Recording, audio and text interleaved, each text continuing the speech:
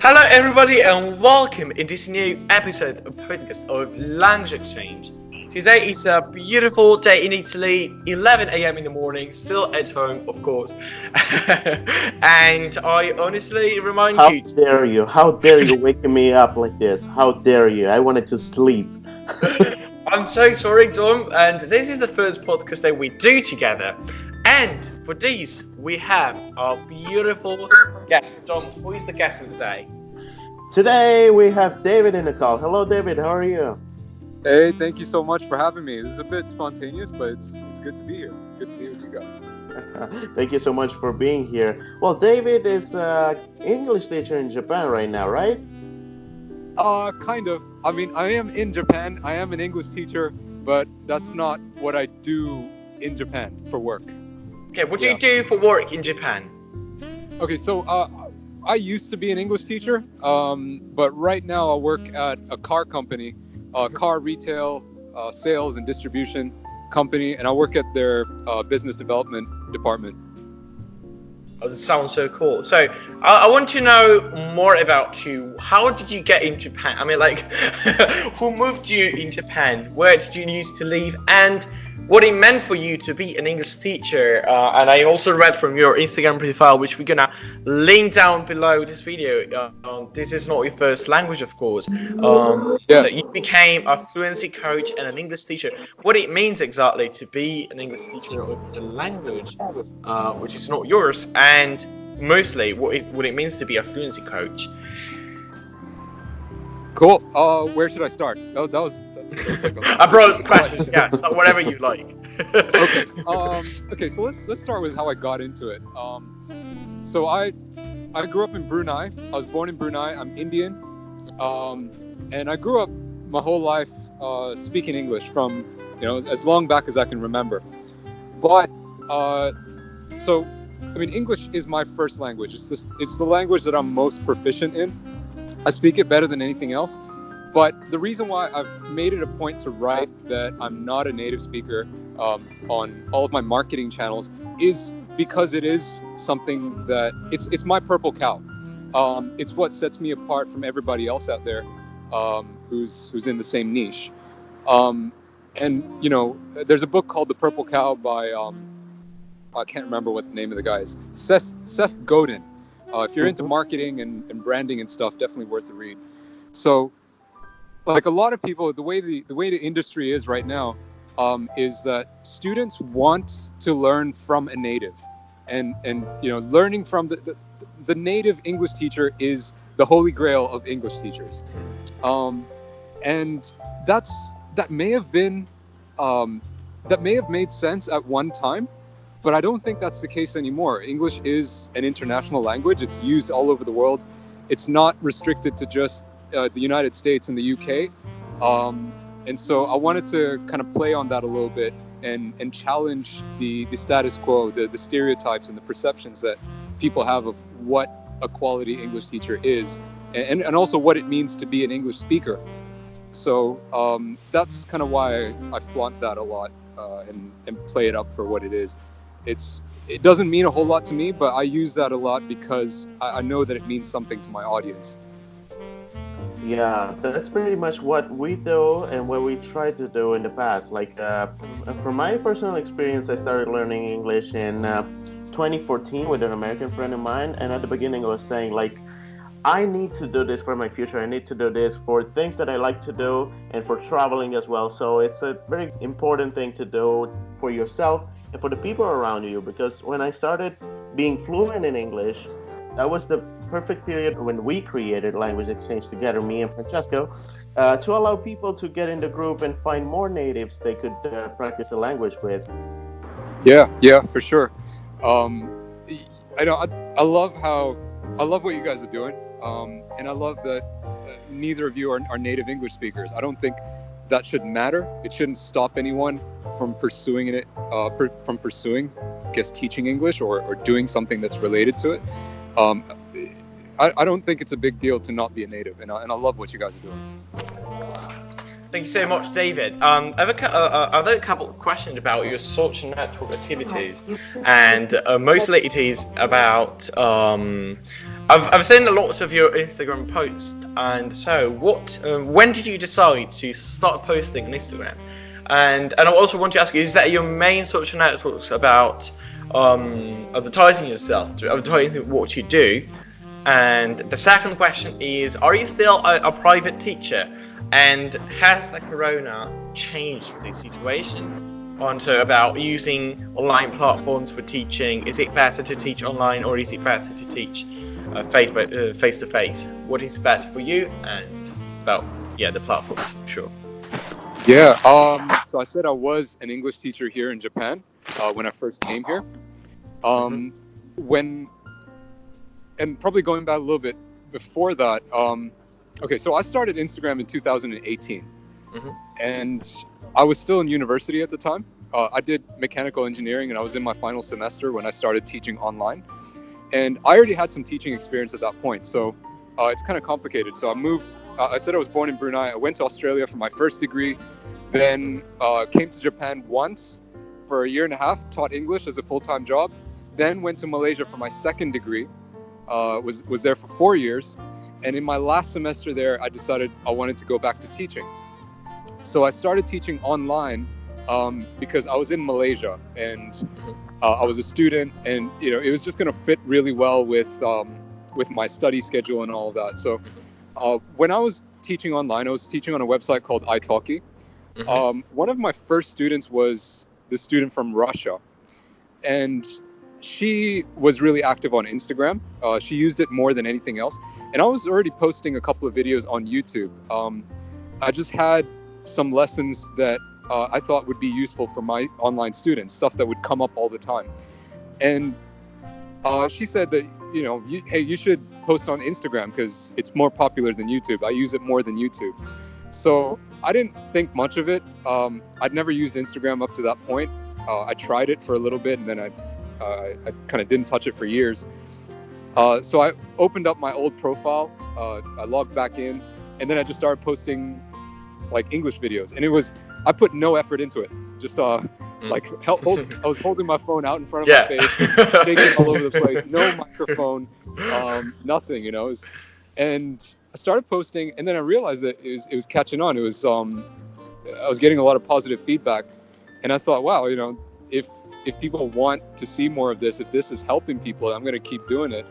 And then over time it grew. I've had the privilege of meeting and working with some amazing teachers all over the world. So that's kind of how it grew. And now that I don't teach here in Japan, I stopped teaching in person when I left the job. I only teach online. I do like one lesson a week right now. And I'm actually trying to move away from that just because I think it's not the most efficient way to go about teaching, I guess.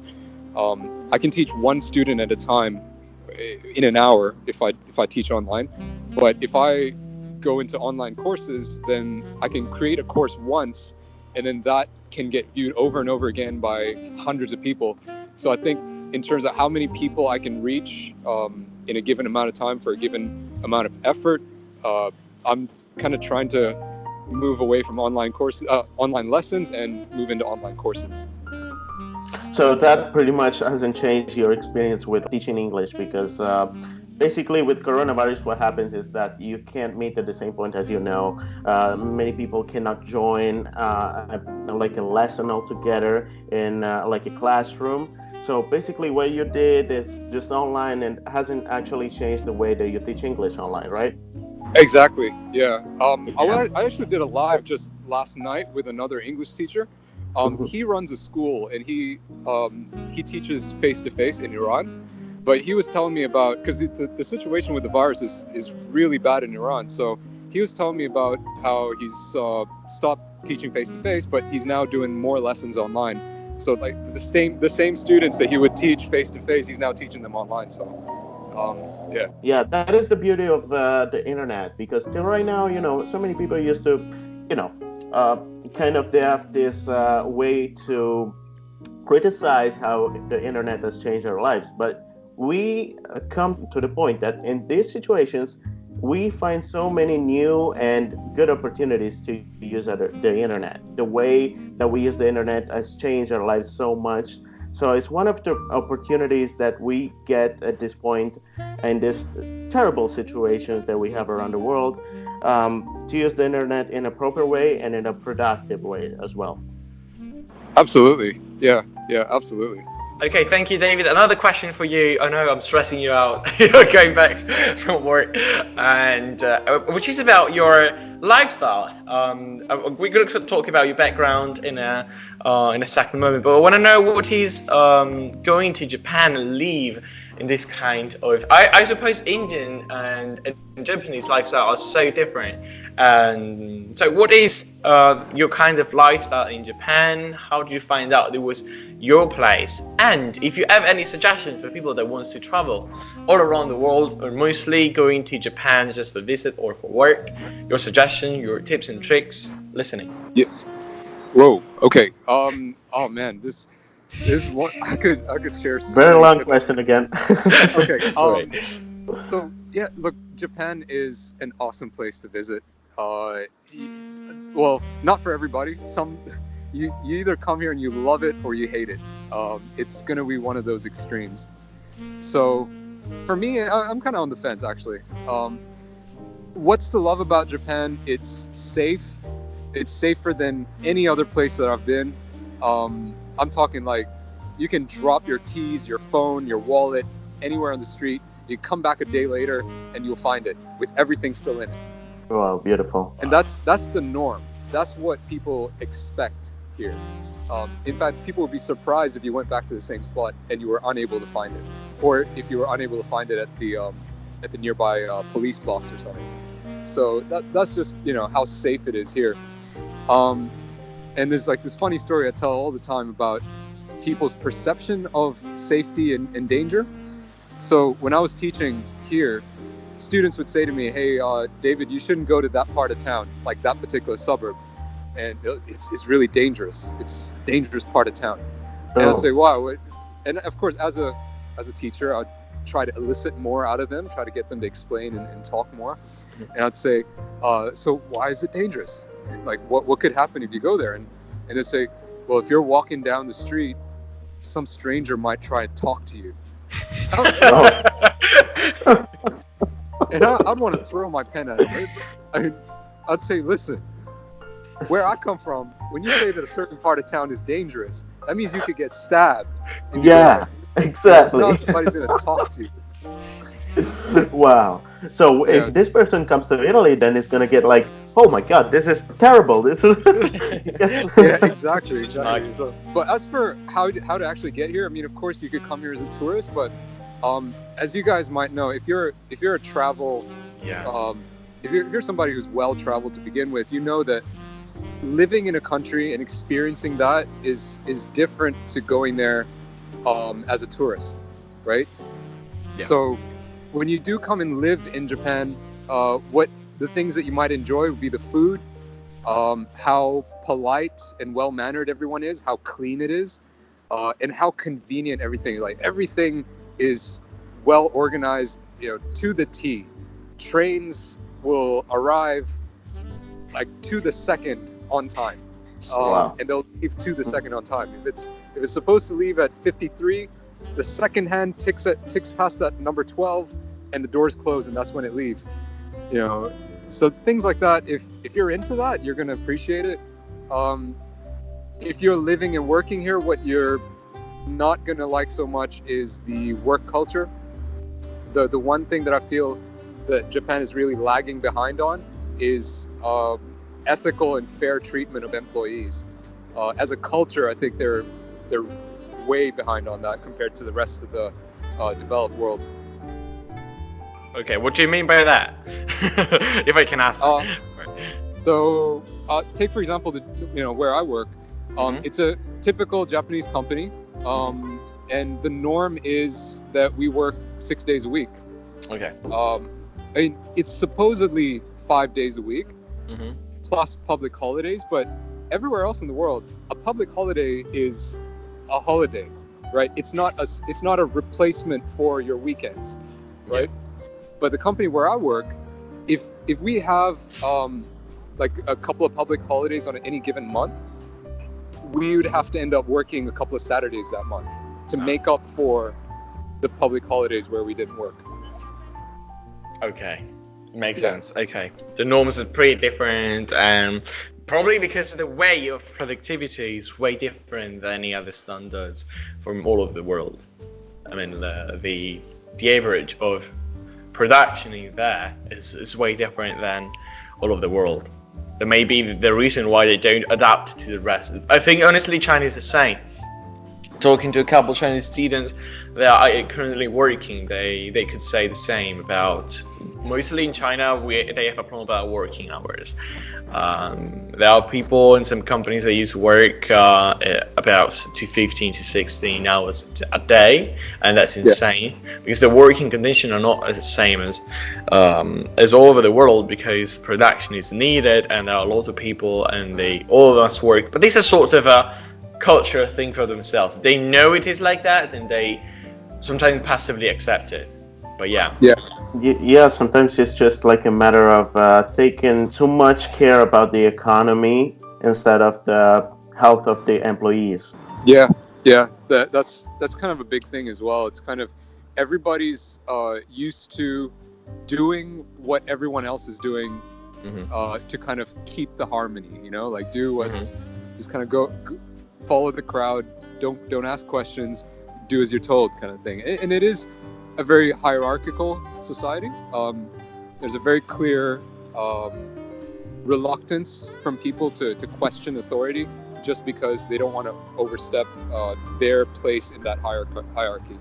So, but it is what it is, you know, like if you're going to work here, you're going to live here. As they say, when in Rome, do as the Romans do. When you're in Japan, do as the Japanese do. Yeah. Okay. Exactly. If it's right. I mean, I'm not telling just start a revolution.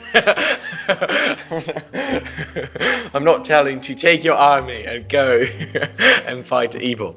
And another question for you, David. I think you are a teacher also as a lifestyle point of view. So what I want to ask you, what do you think about the concept? It's mostly an Italian concept for what I heard through my traveling experience, but what is the concept of a stable job? And a stable job here means you take a job for your entire lifetime and you don't do anything else apart from that.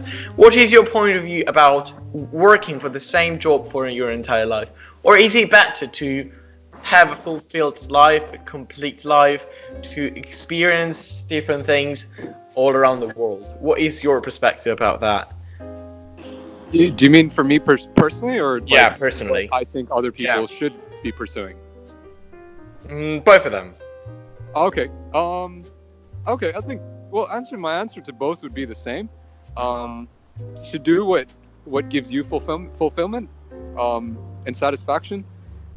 That's how I choose to live, and of course, along the way, you're gonna have to make compromises with things because. How do I put it? My motto with how I make decisions is work with what you have, not with what you want.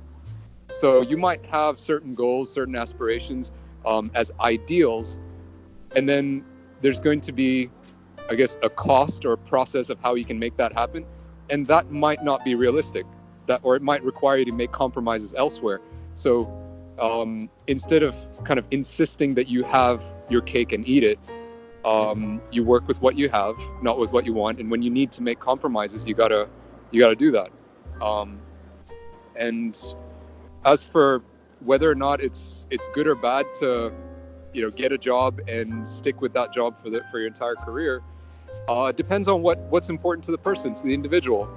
If the lack of stability or the lack of that feeling of security and stability is going to bother them like way too much for them to be at peace or to go through life at ease, then they probably should just stick with the same job for their entire career.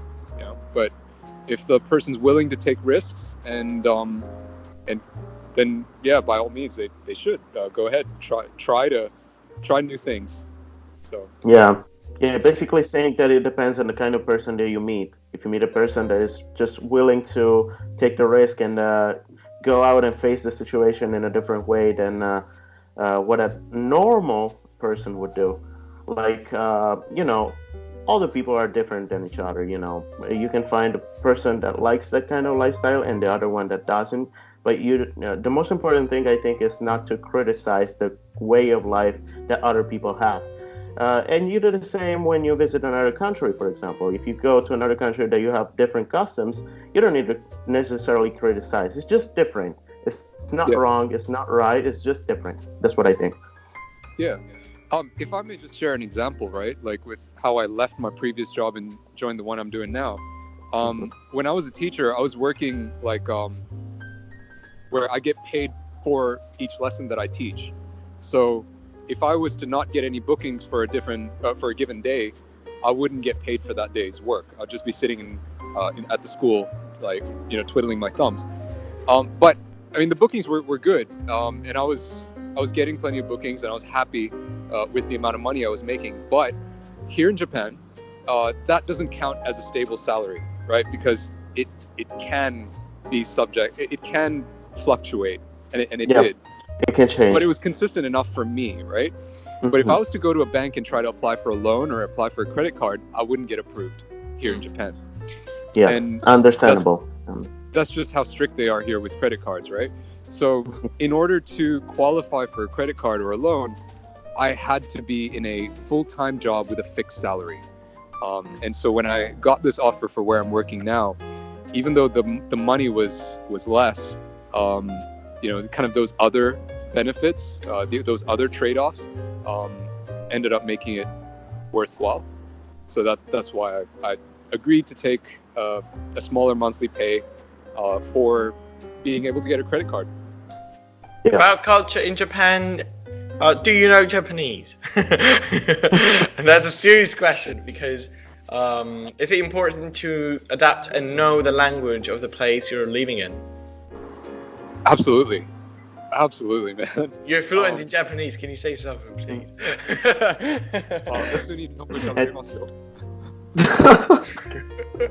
What's that? Can you say it again? I said, 普通に日本語喋れますよ, which means I can speak Japanese normally. Right. Or I can speak Japanese like, yeah. I have a question for you. How important it is to know the local language instead of just know English? Because as we know, English is a language of the world. You can pretty much go everywhere with English, just travel, work.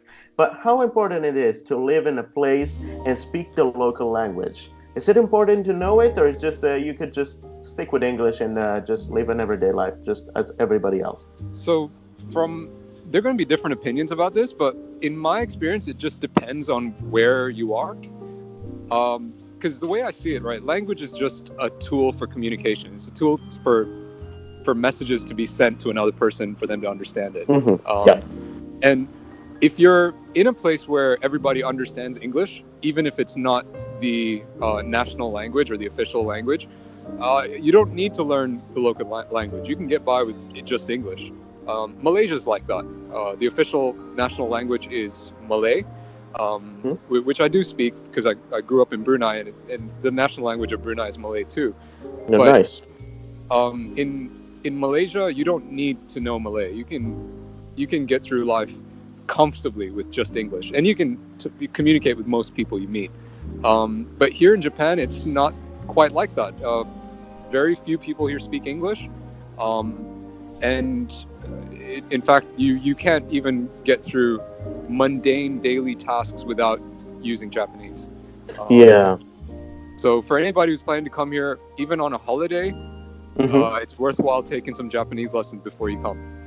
But are you talking from a social point of view or from a working point of view? Because they're two different things. Like you can go to a place to work and use English, but what about from a social point of view? Like meeting friends, meeting people, make new friendships? Oh, wow. In like what I've experienced or what I've seen over the years, like I know little bits and pieces of certain languages. I can't necessarily have a conversation in say Chinese, but when I meet somebody from China or I meet somebody who speaks Chinese and I just say one thing to them in Chinese and I use it correctly or in context, it more often than not just completely destroys all the barriers and walls between us. And they almost instantly, you know, they feel comfortable and they start to trust me and they kind of open up. So I think definitely when you show that you have taken an interest in the other person's language, and I think language, when it comes to our native languages, it's something that's very close to us. It's part of our identity. When we show that we have invested in that, that we've put in at least a little bit of effort to learning that and treating it as something that's valuable, I think people appreciate that, and it really helps to break down barriers. Good point of view. I like that. Right, and where we go to the last point of today, and with more than 300 posts and 31k of followers on Instagram, David is becoming a mentor on the internet. As we said before, we're going to drop down all the links to subscribe to all these channels and to see the contents, high quality contents, and I would say a lot of education, or even a small amount of time which Instagram provides. It takes a nice time providing a nice level of education. But last question is more about content creation. So what do you suggest for small content creators or people that are about to begin their journey through Instagram as a sponsoring, as advertising themselves? What are your suggestions for beginners that wants to start this sort of career? Wow. I'll tell you this.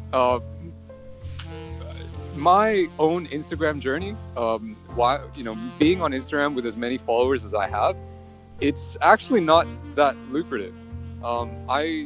It's a terrible return on investment. So if you're doing it for the money, I would say to rethink your expectations, set more realistic goals and expectations on how profitable it's going to be. So for me, here's how it's turned out. I've got 31,000 followers, and I teach English, right? So I'm providing them value through my free content. And the reason why people follow me is not because I've done fancy tricks to take advantage of the algorithm, or I've done follow, unfollow, or bots or anything like that. You know, I've just been posting consistently. And when you post consistently, that Instagram's algorithm is going to rank your page a little bit higher. So 1 post a day or something like that. And then in addition to that, nobody's going to follow you or interact with your post if your content's shit. Can I say that? Yeah. It's Peggy 18. Yeah, go ahead. But it's true. No, right? I mean, I could post a terrible video that has no educational value whatsoever, since my niche is English, right? So I could post a video that has nothing to do with English and kind of sell myself as somebody who's providing English content and say, please follow, please share, please comment. Nobody's going to do any of that. They don't have a reason to. That's true. So I think, like, what has to be a given to begin with is the quality of content, and you have to be providing value to your audience. You need to give them a reason to want your content. And then in addition to that, understand that the reason why they follow you and are fans of you and support you is because your content is free. And the moment you kind of decide to sell them on something that they're not prepared to buy, they end up feeling betrayed. They'll be like, yo, what's going on? You know, I thought we were friends. Yeah. You know, so it's I mean, selling is in and of itself an art, as a skill, marketing, selling. I've seen teachers who really just, all they do is advertise and self-promote, and they don't necessarily offer any value. But if that's what you're doing, expect nobody to give two shits about you, and nobody to care. But if what you're doing is creating value for people and getting them to commit to smaller, make smaller commitments to you or to your content, then it's going to end up being a whole lot easier later on when you do try to sell them something, or when you do have a product on offer, and they're going to be more open to perhaps spending money on that. Yeah, it's more a life choice instead of a work choice. Yeah, look, I don't do Instagram because it's earning me any money. I do it because it gives me an opportunity to meet some amazing people, teachers, and I enjoy interacting with people online. It's great. It's great. So great, and thank you for that. Yeah, and in the meantime, I just wanted to congratulate you on the big and the great work that you did online. You're just amazing. Thank you so much. Hey, thank you so much for having me on the show. I appreciate it. Yeah, thank you so much. Thank you so much for joining. It's been a pleasure to have you in our conversations during a bit of your life. We do think that sharing is caring for real, and we do provide this kind of podcast for people that are interested about sharing their lives or listening or any kind of educational purpose, or just for listening from different perspectives from different people and different lives. So we really think it's such an important thing to do. Sharing in this moment of difficulties all around the world is a proper way to show interest in people's life, and now more than ever. So thank you so much for joining, and I remind you all to check out our social networks on Facebook, Language Exchange, Instagram, Language Exchange IP, and of course we're going to be also on Buzzsprout and Anchor, where we're going to post, and YouTube for sure, on Language Exchange, where we're going to post these podcasts. On down below, again, you will find every social networks belonging to David, and you can check it out. It's beautiful work. Thanks you again, David. Dom, do you have something to say? No, I just want to thank you for hosting me as well in the podcast. My show. Thank you. And and it's been a pleasure to talk to David as well. Thank you so much for joining, David, again. Hey, thank you guys so much for having me. This was an honor for me, really. Thank you. Hopefully you will join again this call, and hopefully we can share something new next time. Yeah, that'll be awesome. I'll look forward to it. Thank you so much, everybody, and see you in the next episode of Language Exchange.